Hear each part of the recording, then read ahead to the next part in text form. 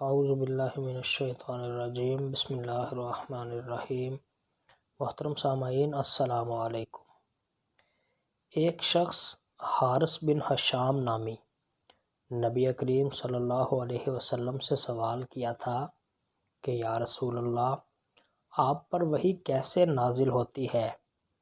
آپ صلی اللہ علیہ وسلم نے فرمایا کہ وحی نازل ہوتے وقت کبھی مجھ کو گھنٹی کی آواز محسوس ہوتی ہے اور وحی کی یہ کیفیت مجھ کر بہت شاق گزرتی ہے۔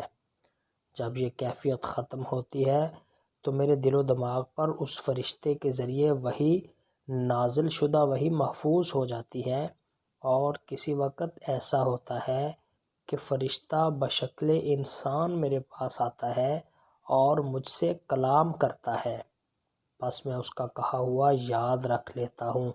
عائشہ رضی اللہ عنہا کا بیان ہے کہ میں نے سخت کڑاکے کی سردی میں نبی کریم صلی اللہ علیہ وسلم کو دیکھا ہے کہ آپ صلی اللہ علیہ وسلم پر وحی نازل ہوئی، اور جب اس کا سلسلہ موقوف ہوا تو آپ صلی اللہ علیہ وسلم کی پیشانی پسینے سے شرابور تھی۔